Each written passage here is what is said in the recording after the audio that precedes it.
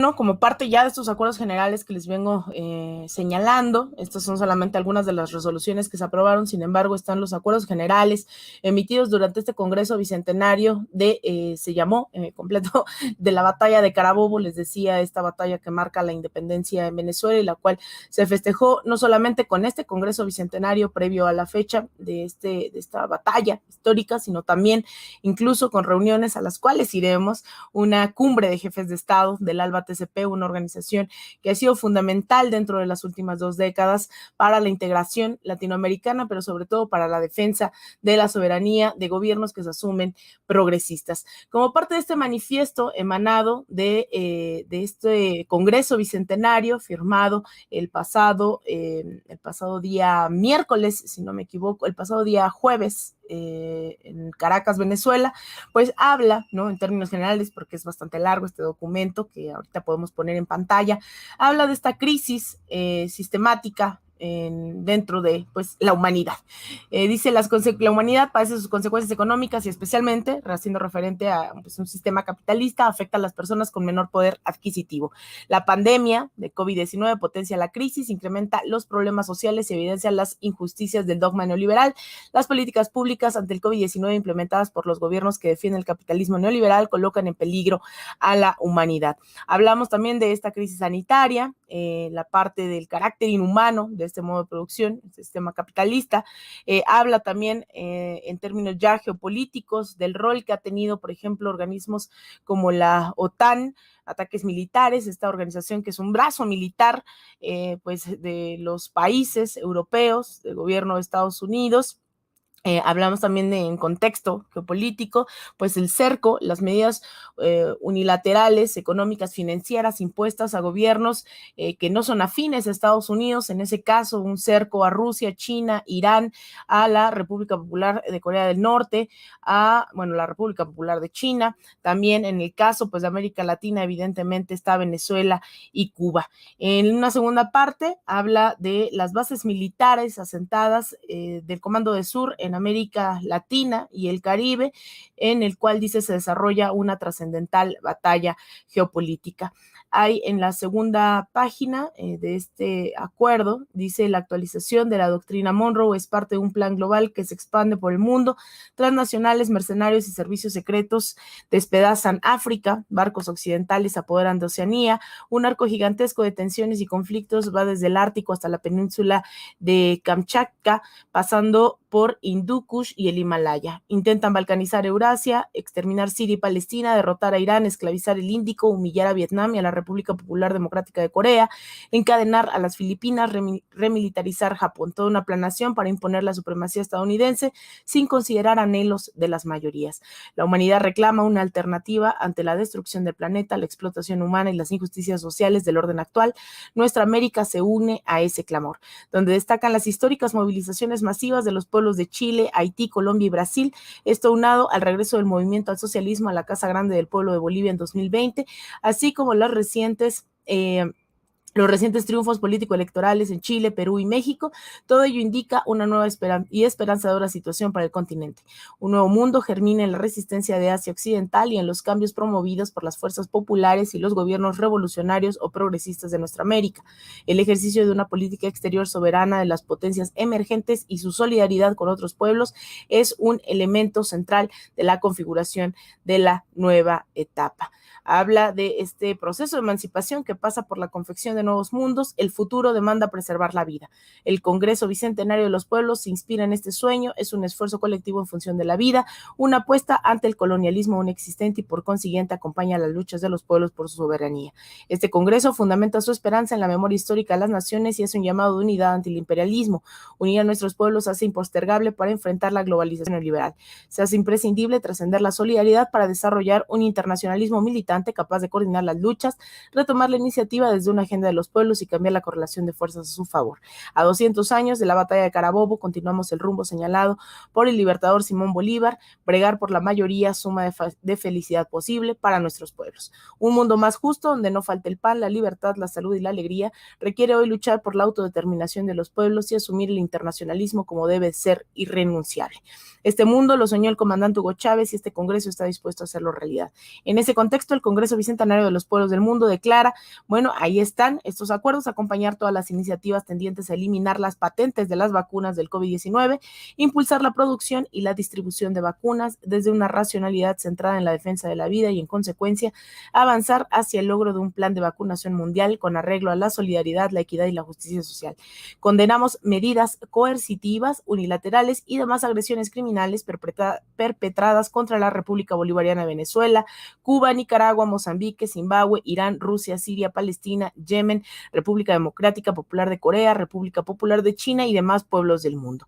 Denunciamos la proliferación de bases militares estadounidenses en América Latina y el Caribe, así como su despliegue militar en la región, ya que ello constituye un atentado a la paz y la autodeterminación de los pueblos.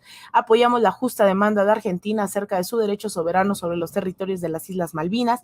Exigimos al imperialismo estadounidense el cese de agresiones contra Venezuela y la devolución del patrimonio usurpado de la República Bolivariana de Venezuela al pueblo venezolano.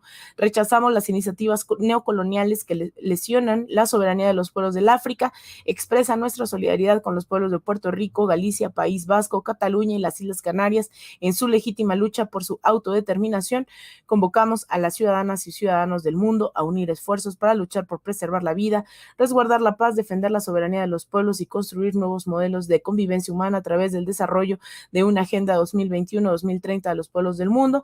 Igualmente, el Congreso Bicentenario acuerda desarrollar, a partir de las peculiaridades geográficas y de cada sector, esto hablando del sector, les decía yo, hubo un sector de mujeres, un sector de comunicadores, un sector de defensa del territorio, dice desarrollar un sistema de formación político-ideológico que articule las distintas experiencias concebidas por las organizaciones políticas y sociales participantes de este Congreso, articular los distintos esfuerzos y comunicacionales de los partidos políticos, movimientos sociales y demás organizaciones populares para la producción y difusión de contenidos en la plataforma de comunicación internacional Hugo Chávez, construir las delegaciones de comunicación por sector y naciones participantes del Congreso Bicentenario para su incorporación como estudiantes en los planes de la Universidad Internacional de la Comunicación, que tendrá sede en Caracas, Venezuela, crear y o fortalecer las estructuras organizativas y demás mecanismos de articulación aprobados en las mesas de discusión por los partidos políticos y sectores asistentes al Congreso Bicentenario a los fines de cumplir las agendas de lucha adoptadas en dichas mesas e implementar las decisiones asumidas en plenaria de este Congreso.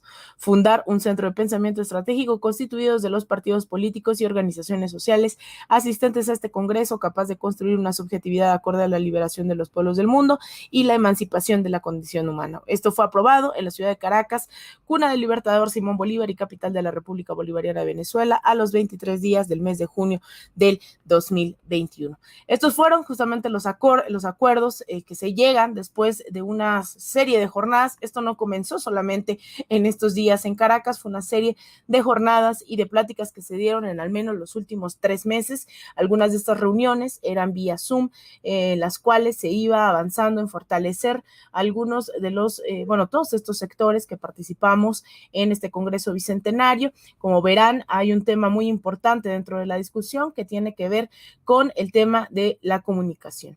Y es que lo que hemos visto es que justamente muchos de estos temas a los que se llegan a acuerdos, tanto con Colombia, Palestina, con el caso de Cuba, con el caso de las medidas coercitivas, financieras, unilaterales impuestas por Estados Unidos, no salen en los grandes medios de comunicación. Simplemente en el caso de Venezuela son más de 200, por ejemplo, las llamadas sanciones que se han impuesto desde el 2017 a la fecha. Esto incluye el bloqueo de cuentas bancarias.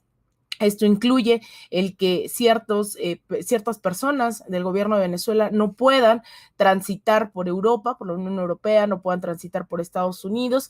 El hecho de que se limite, por ejemplo, a la aerolínea venezolana Conviasa, esta tiene muy limitados los vuelos. De hecho, deben saber que México es uno de quienes ha puesto, de alguna forma decirlo, se ha revelado, así sea lo mínimo, pero también es bastante significativo contra Estados Unidos en ese tema de Venezuela. Conviasa hace escalas, ha llegado a hacer escalas en Toluca. Ahora para ir a Venezuela se puede ir a través, por ejemplo, de Cancún, también de República Dominicana. en el caso de Estambul, en Turquía, son muy pocas las líneas muy pocos los países que permiten estos vuelos de Venezuela hacia Caracas. Es parte de este bloqueo económico financiero.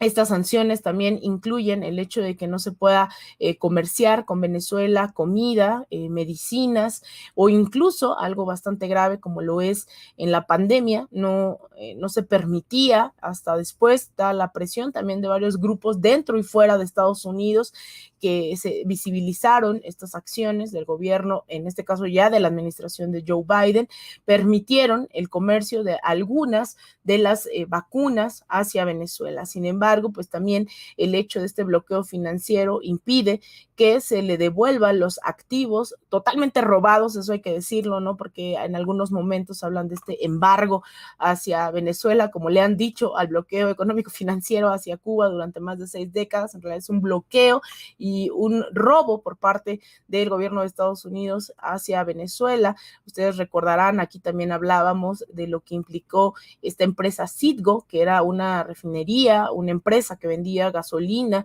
una empresa venezolana que vendía gasolina y petróleo también en Estados Unidos. Sin embargo, el gobierno de Estados Unidos, a partir de este golpe tan visible como lo fue, o este intento de golpe de Estado, como lo fue la participación de un personaje como Juan Guaidó, roba esta empresa y se la da a Juan Guaidó y a sus amigos en Estados Unidos para que hagan con ese dinero, esos ingresos, lo que quieran, para que tengan esto a sus anchas, y pues eso implicó evidentemente la disminución de ingreso de divisas, de ingreso de dinero hacia el gobierno de Venezuela, además de la retención de miles de millones de dólares en la Reserva Federal de Nueva York, que también los pusieron a disposición de Juan Guaidó, que hoy no gobierna absolutamente nada y que la gente también está cansada. Y de hecho, una de las cosas que también me permití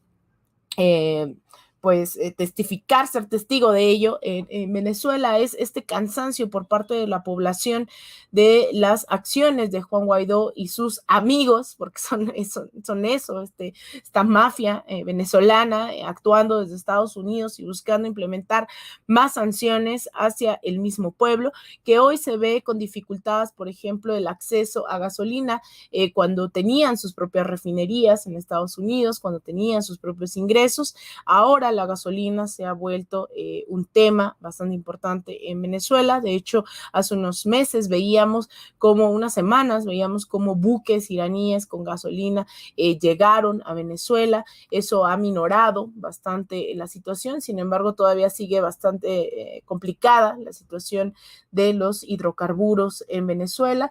Una situación que también ha ido a la mejora. También recordemos, esta cobertura hacía yo en diciembre pasado. La situación económica en Venezuela ha mejorado notablemente desde diciembre e incluso de la oportunidad que tuve de dar seguimiento en años anteriores. Ahora la situación, la verdad es que es bastante admirable, como a pesar de estar bajo un bloqueo económico financiero, con una serie de llamadas sanciones, ¿no?, en contra del país, la gente ha salido a hacer su vida. El próximo mes así como se ratificó el apoyo al gobierno de Nicolás Maduro, al Partido Socialista Unido de Venezuela, Fuerzas Progresistas, el pasado mes de diciembre, el próximo mes de noviembre también va a ser importante dar seguimiento a estas elecciones de gobernadores y alcaldes también en Venezuela, que seguramente la oposición utilizará, como lo utiliza todo el tiempo, estos contextos electorales para posicionar su agenda. Sin embargo, el desgaste de una oposición que no ha sabido avanzar, que no ha sabido generar consenso dentro de la misma oposición, una oposición bastante fracturada, pues es evidente hoy en Venezuela, no tienen ningún respaldo, están bastante fraccionadas. Incluso líderes históricos de la oposición como Enrique Capriles, como Leopoldo López, hoy señalan las actitudes que ha tenido Juan Guaidó, pues de robo de los activos, robo del dinero a través de estas llamadas sanciones, a partir de este llamado golpe de Estado, que no se maneja tal cual, ¿no? Sin embargo, hablan de la proclamación de Juan Guaidó como presidente, autoproclamado, como lo vimos en Bolivia, que ojalá fuera solamente gracioso. Sin embargo, eso ha costado bastante caro para el pueblo venezolano. Entonces, estos fueron